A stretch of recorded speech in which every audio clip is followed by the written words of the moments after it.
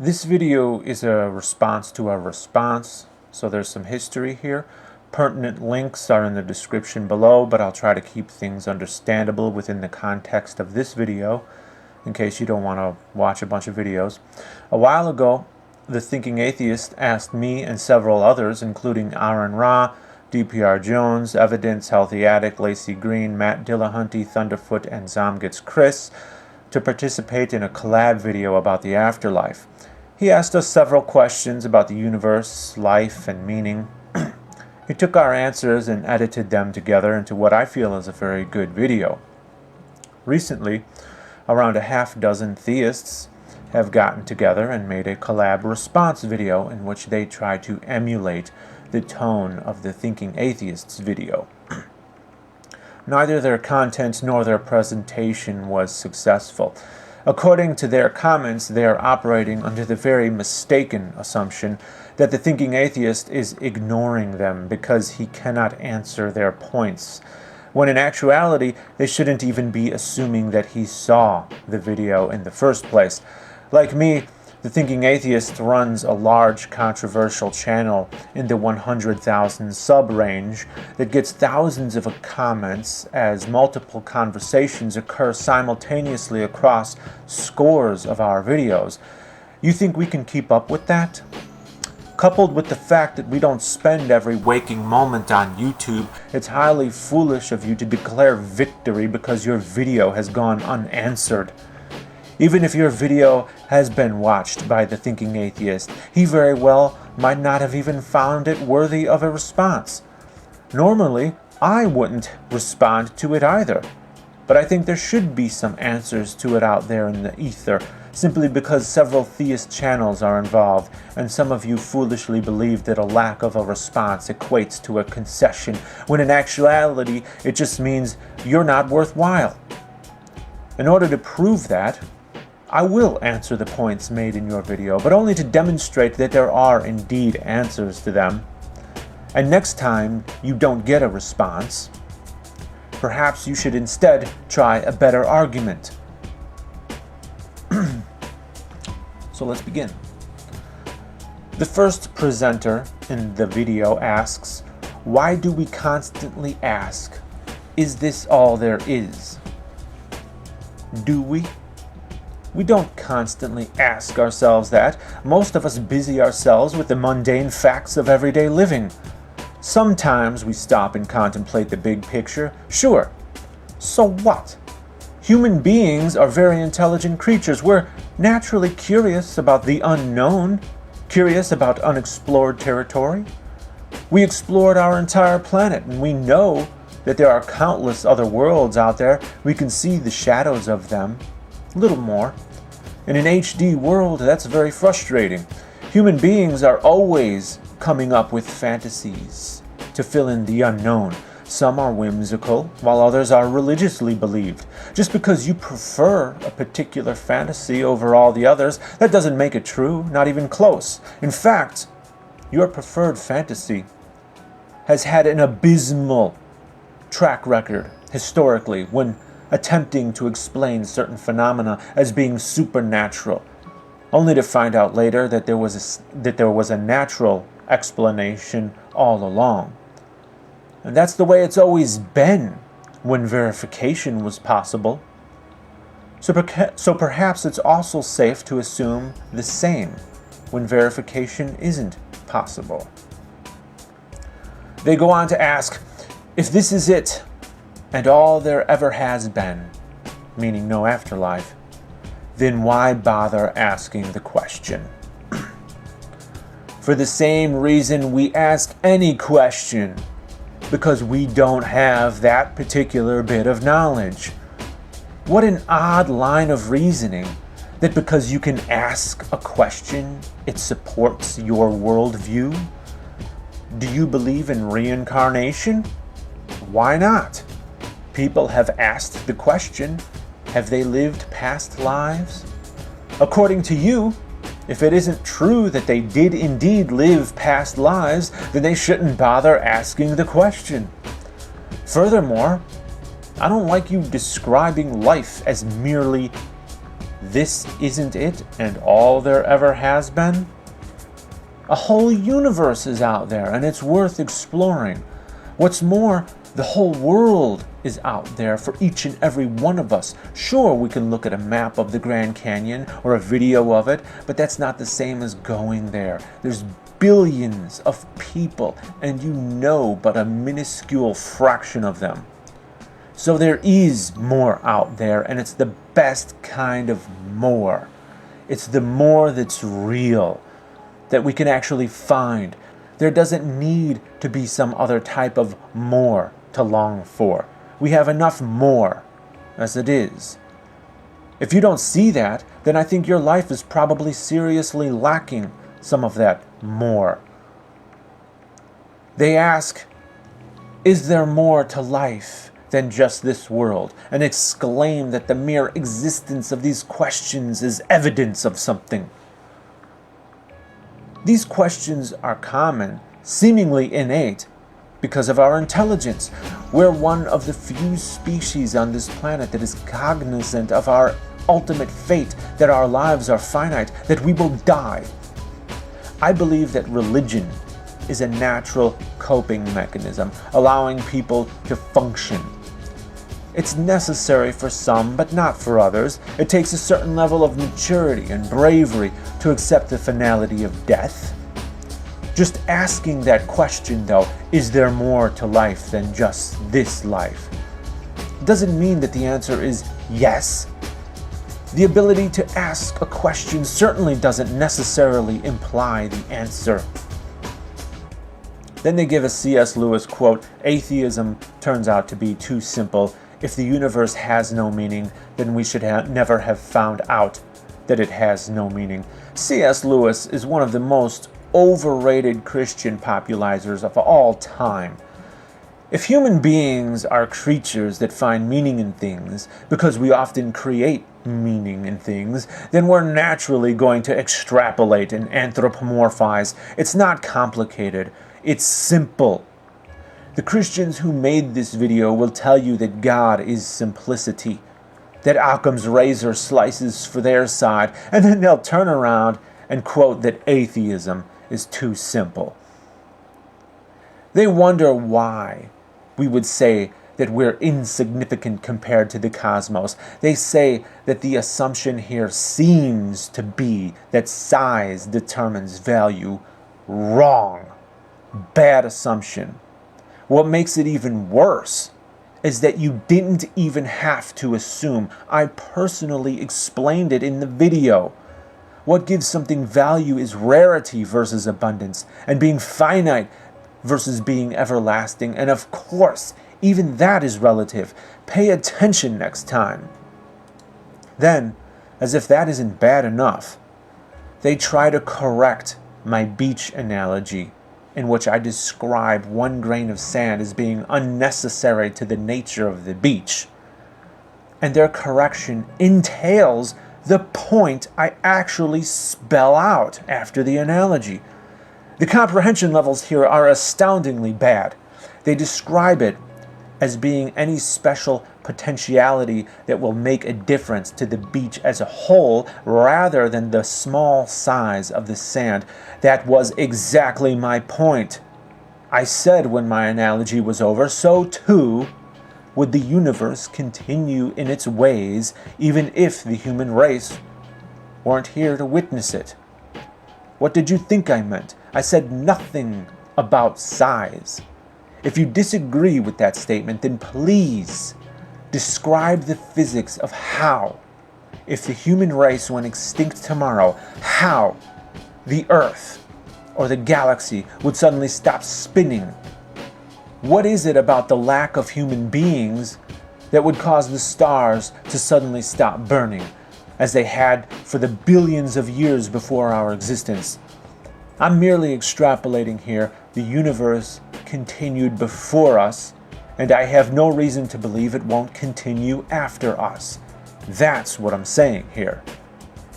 Then they continue with the abysmal size determines value misunderstanding.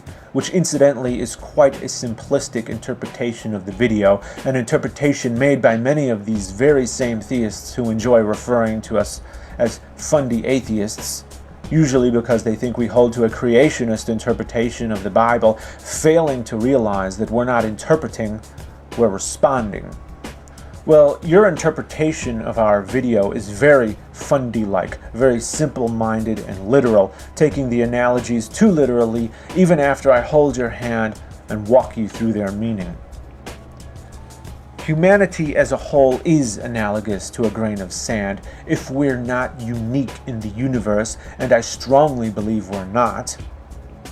There's every indication that there's an abundance of life in the universe. And as I said before, our finite nature and our relationships give us value to each other, but not to the universe as a whole, which will keep on keeping on even without us. Next comes another misunderstanding. When I talk about the universe, I'm including life. Life is a part of the universe and humanity is a part of life. I don't see life as separate like you do. Life is composed of the same things we find in the universe. I see humanity as being a tiny fraction of the life that's out there, and even here on Earth. So you don't seem to realize that I'm talking about humanity, not life in general. That is not to say that humanity isn't special. It is to say that humanity isn't so special that everything else would cease to exist if not for us. That is to say that everything in existence wasn't put there because of us, for our benefit and our benefit alone. That is to say that the universe was not created for humanity. And I feel very upset that I have to hold your hands and walk you through this, lest you continue to mislead people. Then they talk about how there will actually be less to do in heaven, that you can't be brave, sad, etc., as only this life will allow. Well, that's great. Not only will we exist for eternity, but there will be less to do. Terrific. Then they actually talk about atheists creating a psychological crutch, that death is the end, that there is nobody besides myself to be accountable to, that I will not be judged, that nobody has the right to judge the way I live my life other than myself. And they say these things must be a huge comfort to us. Wow. How humongously stupid. I've seen death. It's not a comfort to me. I've seen people I love die. It's not comforting. I'm not only accountable to myself. I know that. I'm accountable to other people who are far more real than some nebulous invisible deity who creates universes and then concerns himself with land rights and sexual practices. And yes, I am accountable to myself too. I can be harder on myself than anyone else. And I know why some of you wouldn't understand that, because I know some of you have very little discipline. And why not refrain from judging the way people live unless they're actively harming others? What's your reason behind that? You don't give a reason. Then, they talk about judgment as being the motivating factor for Christians for living well in the here and now, that their desire to do good sprouts from the desire to impress and thank God, rather than out of fear of God. How would you feel about being helped by someone like that, who admits that they're helping you not because they give a fuck about you, but because they want to impress someone else? Now, how would you feel if I helped you out of the desire to see your suffering cease, because I can empathize with you and genuinely want to help you for your sake? The help may be appreciated either way, but think of it in human terms. Without God, which offer of help seems more sincere. Allow me to illustrate the point. You're very hungry, living on the street. I bring you some food out of the kindness of my heart, with nobody to see it except each other. Now this other guy comes along and presents you with a $5 bill because he wants to impress his girlfriend on his arm. Both of our helpful actions may be appreciated, but which seems more sincere? Then they say, if this life is all there is, then why care about anything? Because this life is all there is. That's why. The answer is in your question. Enough with the cliches. Frivolity or criminal behavior brings about a life of hardship. I don't want that. I want peace and harmony. They go on to say that in 70 or 80 years, your life will end and nothing you've done will matter. Excuse me? The things we do affect everyone. We touch each other's lives and set events into motion like dominoes in ways you can't even begin to fathom. My life will echo throughout generations. You people just got through talking about impressing God without comprehending why we would want to impress humanity. You say that it shouldn't matter to us because in the end, everyone will just die anyway. In the end are the key words. Haven't you ever even heard the saying that it's not the destination that matters, it's the journey? I'm astounded that I have to explain this to you. Then they go on about being a famous and influential person and how limited their fame becomes as time goes on. How unnecessary. You can be an average Joe and have an amazingly unforeseen effect on the world. Like I said, domino effect. You may never be recognized for it, but rest assured the world will ultimately end up a different place than if you had never existed. Ultimately, though, with these last couple arguments, you've shown your true colors. You care only about recognition. Quite telling and shallow. Then they toss out another cliche about how atheists are less fulfilled than Christians. Bullshit! Anyone who knows any more than 5 atheists and 5 Christians knows that's bullshit. Hell, most of the atheists I know were Christians. If they were so fulfilled, then what happened? I've seen some fucked up Christians and vice versa. The door swings both ways. In the end, people are people. And what you believe about God rarely significantly changes you. They talk about more shit about the reason mankind is always searching is because of God and heaven. More bullshit. Nearly half the world was unexplored when almost everyone believed in God and heaven. Didn't just believe, but it was more like a fact of life. Of course there's a God and a heaven. But that didn't stop them from exploring. They kept searching, not because they were looking for God, but because they wanted to find something real. They had an insatiable thirst for knowledge. That is the nature of our species. Beavers build dams, geese migrate, bears hibernate, humans are curious. No need to invoke your favorite flavor of God to explain any of those things. Then they say that if the material universe is evil, unjust, and unpleasant, and if we are just part of the material universe, then we should feel right at home in it. Why?